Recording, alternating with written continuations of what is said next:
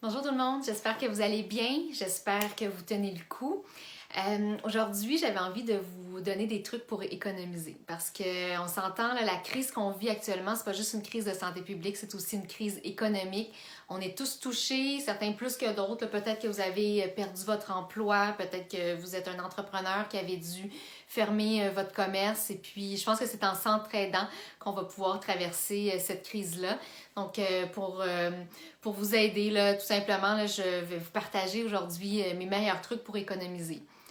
Le premier truc, c'est vraiment de planifier. C'est important plus que jamais là, pour éviter les déplacements à l'épicerie trop fréquents, mais ça permet aussi de réfléchir à nos achats, de partir de ce qu'on a pour faire notre menu et ça évite les achats impulsifs en épicerie. Donc, on planifie plusieurs jours à l'avance, puis en planifiant notre menu, on essaie d'introduire des plats sans viande ici et là.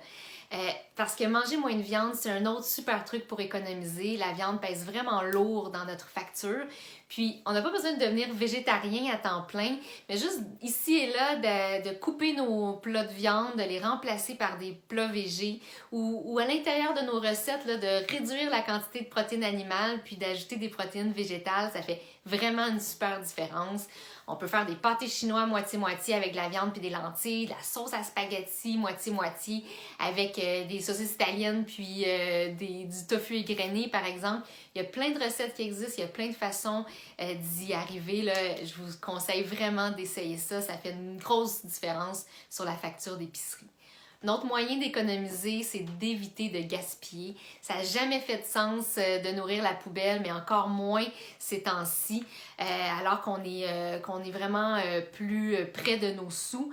Donc, on fait attention et une façon d'éviter le gaspillage, quelque chose que j'applique chez moi, c'est de réorganiser mon frigo à tous les 2 jours. Parce qu'on s'entend, là, ces jours-ci, ça devient vite le bordel dans le frigo. On mange tous nos repas à la maison, puis ça peut devenir très chaotique très vite. Alors, ce que je fais, c'est que je place à la vue, là, devant les aliments que je veux passer en premier, les aliments qui en ont plus pour longtemps ou les aliments que je veux pas oublier dans le fond du frigo. Donc, ça me donne des idées pour cuisiner, puis ça m'évite de gaspiller. Malgré tout, on ne veut pas gaspiller, mais on ne veut pas non plus se rendre malade en mangeant des aliments périmés.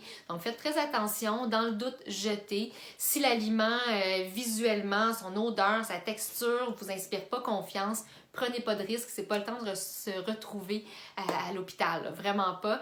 Mais je suis certaine qu'en réorganisant souvent votre frigo, vous n'allez pas vous rendre là et vous allez attraper les ingrédients à temps. Une façon aussi d'économiser, c'est d'utiliser une application que j'aime beaucoup, c'est l'application Food Hero. Ça vous permet de voir directement sur votre application quels aliments sont vendus à rabais chez votre marchand. C'est votre épicier, vous vous connectez avec votre épicerie de quartier, puis vous allez voir les ingrédients qui sont près de la date là, meilleure avant, mais qui sont encore tout à fait bons si vous voulez les consommer rapidement. Puis il y a des économies de 60, 50%, là, des super belles économies que vous pouvez faire. Vous payez directement via l'application puis vous récupérez en magasin. C'est super pratique. Pour m'aider à planifier, j'aime aussi beaucoup utiliser l'application de IGA. On peut créer des listes d'achats et puis les rabais de la semaine, les rabais de la circulaire sont automatiquement appliqués à notre liste d'achats. On voit, on peut faire des changements de marque, on peut faire des ajustements là, pour maximiser nos économies. C'est beaucoup plus pratique que de feuilleter la circulaire papier. Aussi, on peut enregistrer notre liste d'achat pour la réutiliser de semaine en semaine parce qu'on s'entend qu'on achète toujours à peu près les mêmes ingrédients de base. Donc, ça, on gagne aussi beaucoup de temps. On peut, pour économiser aussi, éviter les achats de produits emballés individuellement. C'est pas bon pour l'environnement, mais c'est aussi plus cher. Là, tous les petits pots de compote, de yogourt, les petits formats individuels de fromage, de craquelin, là, ces achats-là sont à éviter là, pour économiser, c'est clair. Mais le truc ultime pour économiser, c'est vraiment de cuisiner. On n'a pas les moyens de payer quelqu'un pour cuisiner à notre place. Si on achète un biscuit prêt à manger ou une sauce pour les pâtes prête à manger, bien, on a payé quelqu'un qui l'a cuisiné.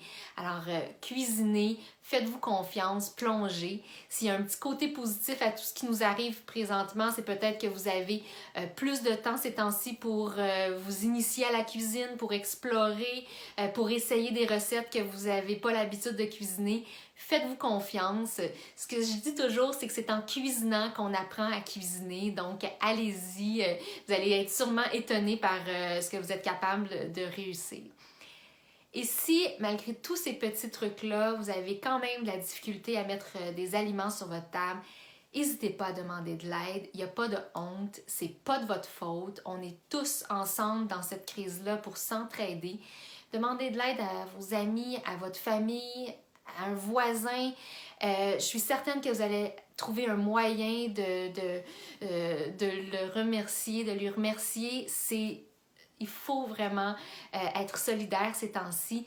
Il y a aussi les banques alimentaires de quartier qui sont là pour vous aider. Mais je suis convaincue que c'est avec de la solidarité, avec de la bienveillance, avec de la douceur qu'on va arriver ensemble à traverser cette crise-là.